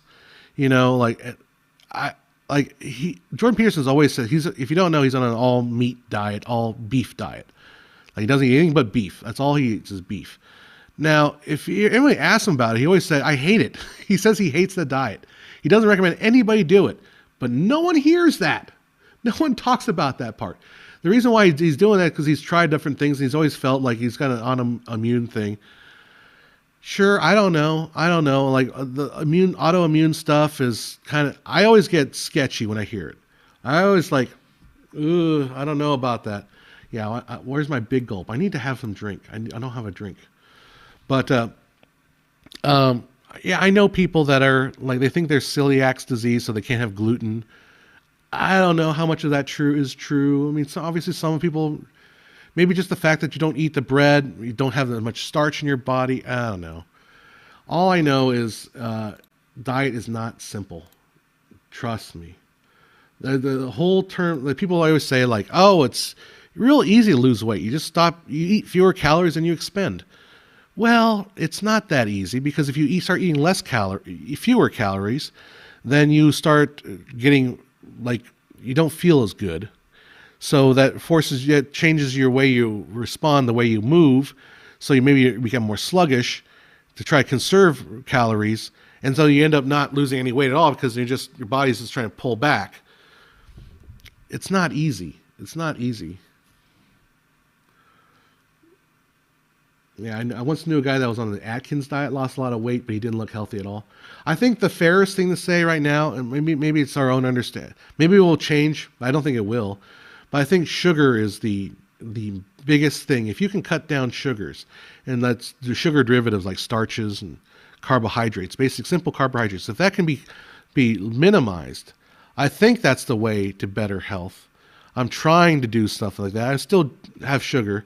Those big gulps luckily they're not sugar drinks. They're not the full sugar sodas. They're the Coke Zero I'm kind of addicted to. I really like Coke Zero. But I also realize that the sweetness of the Coke Zero can also inform the gut biome to perhaps work a certain way. Lift weights. Okay, I'll agree with, here's the gentleman part of me. Truth, mystery, I agree with that. Lift weights, eat good proteins, home cooked food. I agree with that.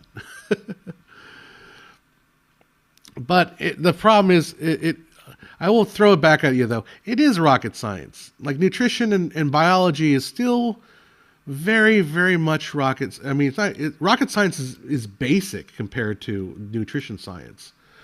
Like rocket science makes perfect sense. You just shoot the moon, you shoot in that direction, your rocket goes boom, right? That's rocket science. It's very obvious. But if I just to cut down calories for a week, if I burn more, it may not necessarily lose any weight because the weight and calorie intake is not entirely related. On top of that, there's water retention. So if you eat, like a good way to gain a lot of weight really quickly is to just eat something very salty. Eat a lot of salt and drink a lot of water, and that'll cause your body to absorb the water and hold on to the water, and so you instantly gain like 5 or 6 pounds, depending on how much water. You can do that. Like the actual weight gain it's not easy. It's very confusing. Eat healthy. I thought this was America. We got to have our heart attack cafe where you get the four burgers and their mascot's like a big fat ugly guy. Well,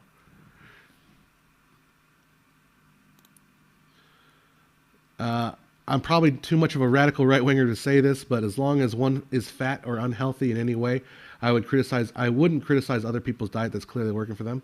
Yep. I mean, I don't think that's necessarily. Well, I'm not necessarily. Yeah, I'm not saying it's. I'm not criticizing. What are we criticizing? Are we criticizing like Jordan Peterson can eat his steak diet?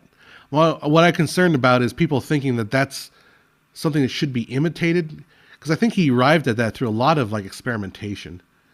And I honestly hate food experimentation. I like to try different foods, but I don't like to say, well, my diet's not gonna. I'm only gonna eat this. I just hate that.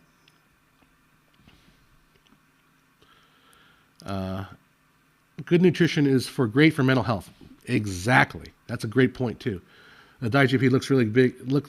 Really look like a big cause for him to getting depression and hospitalization.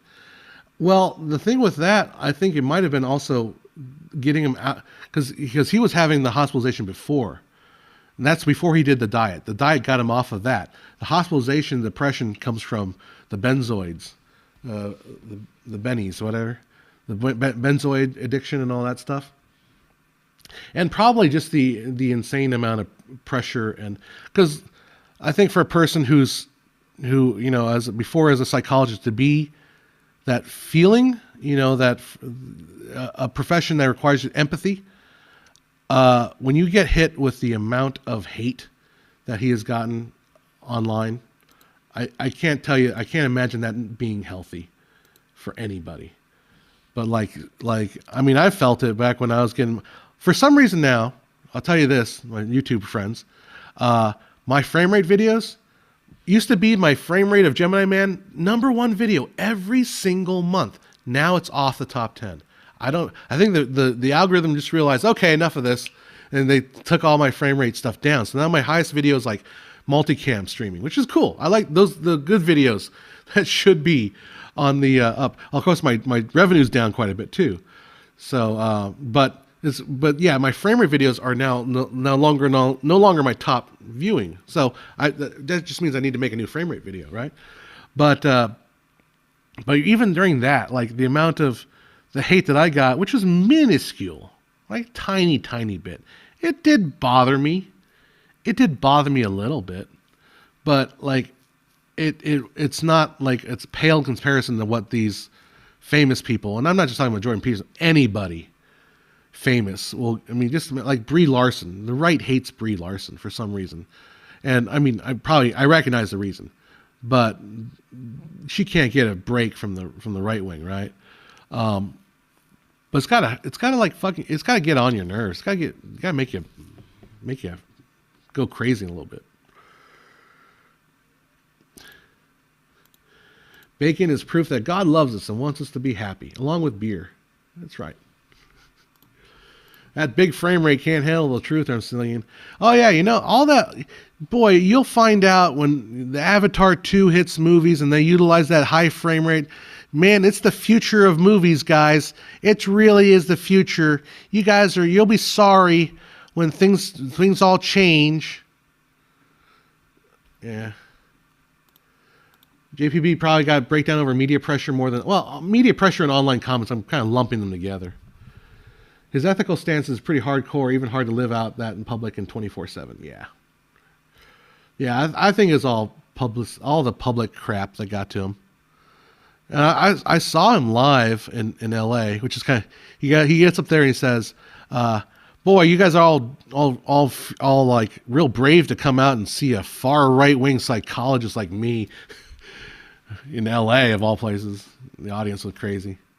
His talk was it was good to see him once live, because I've spent a lot of time watching his videos and kind of following him and listening to him talking about stuff. Good to see him live, but I don't know if I wouldn't necessarily go again. Let's put it that way. Dude sounds like Kermit the Frog.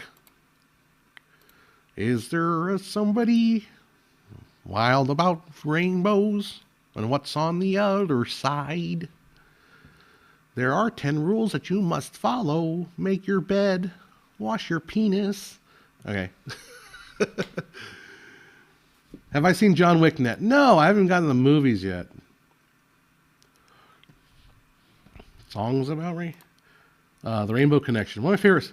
The Rainbow Connection is one of my favorite songs because it's literally a retort to When You Wish Upon a Star.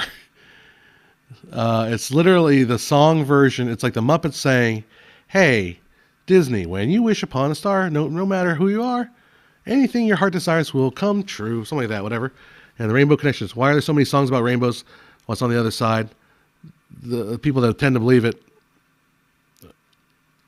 I forget the rest of the lyrics, but basically, it's like saying, you know, why there's so many.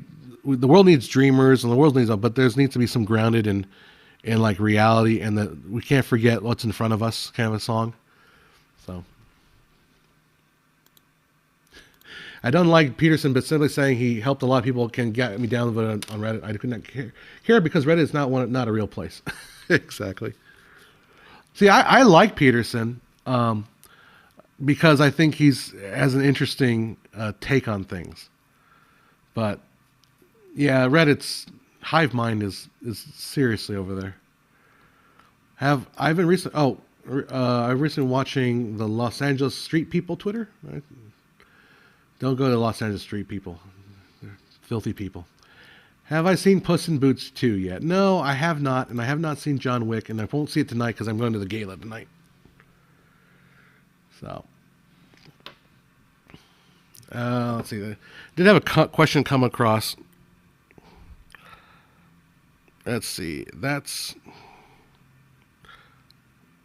Is there anything you can do to bring life to that part of the screen, or is it just not? I'll have to respond real quick to that. Try watching In the Dark. Lighting of the actual event.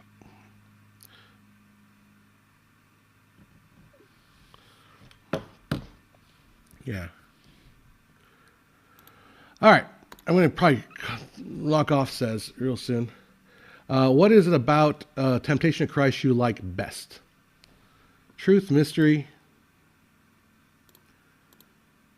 You're an idiot. You're a fucking idiot. What I like about the Temptation of Christ I like the best?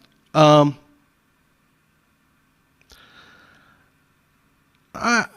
think my favorite part is probably the entrance into Jerusalem.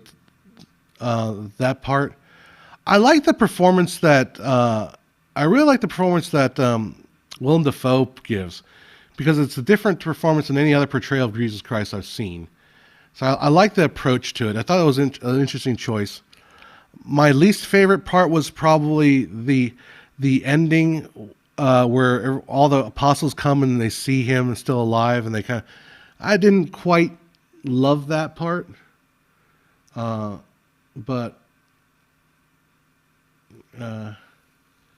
yeah. I feel like he said that once, which is unexpected. Yeah, truth, mystery. I don't know what you're referring to.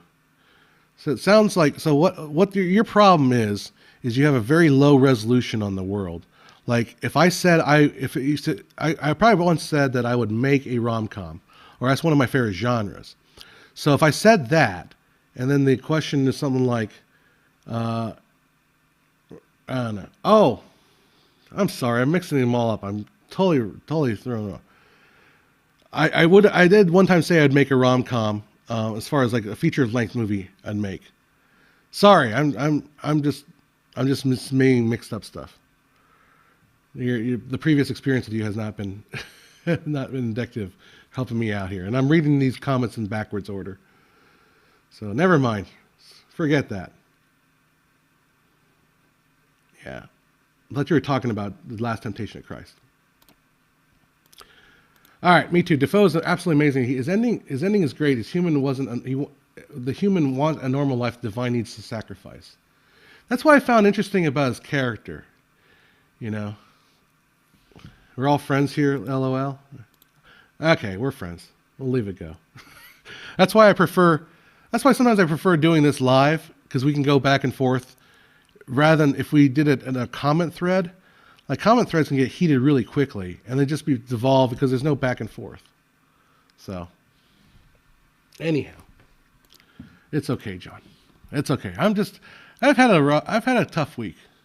That's what it is. Just had a tough week. I said I went to the post office and I had a really pleasant conversation. So here's the other thing. My class, half of the students didn't turn in their second big project, which really troubled me. It's like, why would you not turn in your project? I mean, there are a couple students I know that are completely just like, yeah, I think they're going to be checked out. I think they're done. But like the other half of the class, I'm not going to turn it in. I'm not turning in my project. All right.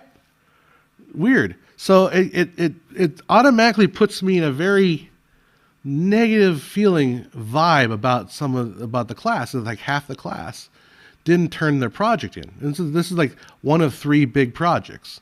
So you wanted to do a video production class. This is the first project where I've asked you to produce something specific and you didn't even do it. And I don't understand why. And I've been prepping them and telling them and doing this, but they didn't do it. And so it automatically puts my mind in a negative approach to the class, like combative, what's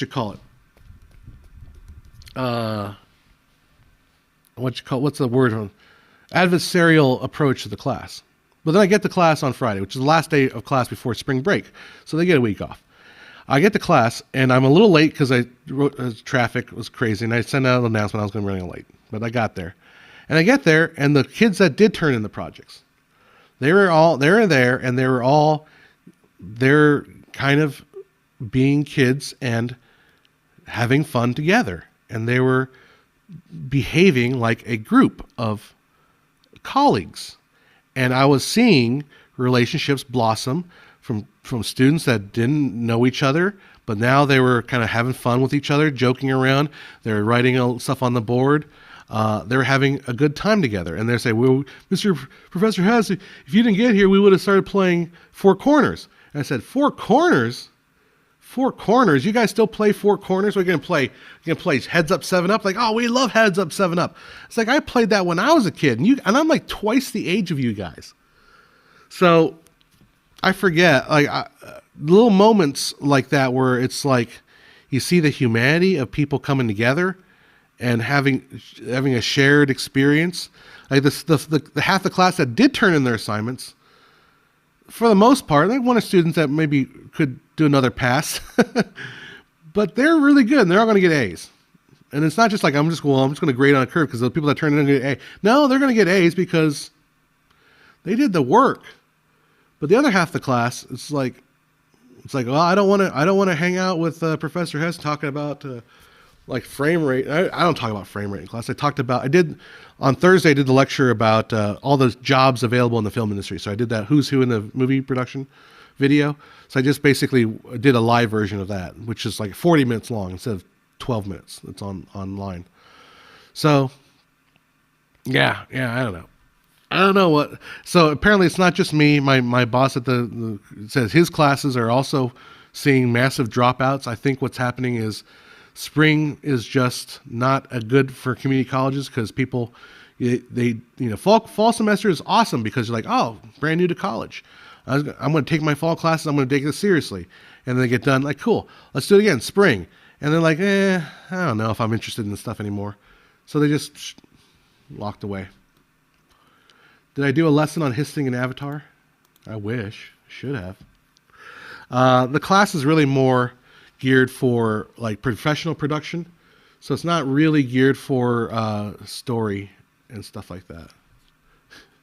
Don't take it personally. It's just America collapsing. But it's half of another America is like, I see some of these students, and some of these students are going well and beyond. I got one student. Here, I love this one student. And I have assigned every week, they have an assignment to watch something and report on it. So you're allowed open to anything. You can watch a movie, you can watch a TV show, you can watch a commercial, you can watch a YouTube video. I don't care. Watch something, comment on what you liked about it, what you want to, how you want to add it to your work, how you think it influences your work. That's all. 100 words. That's all I'm asking. So this one kid, everything he turns in, I'm like, oh God, this kid's watching good movies. He's watched, last one he watched was The Nice Guys. Then he watched Eternal Sunshine of the Spotless Mind. He watched what's another one? One of my trying to think. A bunch of like these '90s movies that are '90s 2000s movies that are kind of they're not super hipster indie movies, but they're sort of mainstream independent sort of movies. Nice Guys, I said. I'm trying to remember the other ones, but he's gone back and watched some old classics. Like every movie he puts on there, I'm like, that's another good movie. That's another good movie, man. So I'm Teacher's Pet. I put up a list of every single. I put up a list of all the 100 AFI top 100 movies and all BFI's all like 1,000 movies or whatever. So it's a good mix of international American movies. Maybe he's pulling from that. I don't know, but if you're watching those movies, ooh, yes. Yes. Just watch Shame. Okay, I'm trying to remember Shame. Yeah, every year I heard America's collapsing and still the fattest, richest in the world. Yeah, like, well, you know, what's the alternative at this point? Are you gonna move to China? Is that how you're gonna do better? So, yeah, I don't know. I'll just say I have one student that he didn't put his first name down on the stuff, and he hasn't come back in a long time. I thought he stole he did borrow one of the cameras from the camera lab, and you can rent them out for a week, but he rented out for more than a week, and we were afraid that he might have ran off with it, but. He did bring it back, so thank goodness. But he didn't turn his assignment. He didn't turn Project 2, and I have a feeling he won't be returning to class. I just don't see it. Hey, Diesel 10. See you on the stream tomorrow. Show G? I don't know who Show G is. Oh, Shame is a sex addict film by the Black Steve McQueen. There you go. Okay. Cool deal. All right.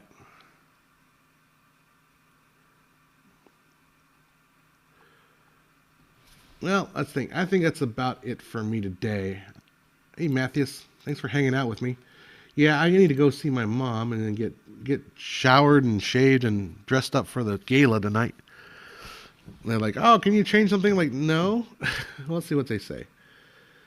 Oh, is there something there? I think there might be some stuff there. But let me just see real quick.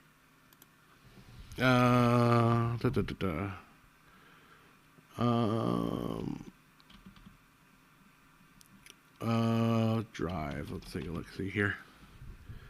All right. Well, before I do that, let me just say goodbye to y'alls because I gotta get going. So hopefully, truth mystery. I think you're wrong, but we're gonna hang out. You're gonna leave you on the stream. We're good. I'm just super kind of annoyed and tense and that stuff right now. All right, guys. So that's it for this week. I'll definitely have more time next week. I think I'm going to put priority on some of the filmmaker IQ stuff. We got another review that I want to do, like another movie critique, and then I got that video I shot, but I haven't edited it yet. So on frame rate of the human eye, which will be interesting. So anyhow, that will be it for today.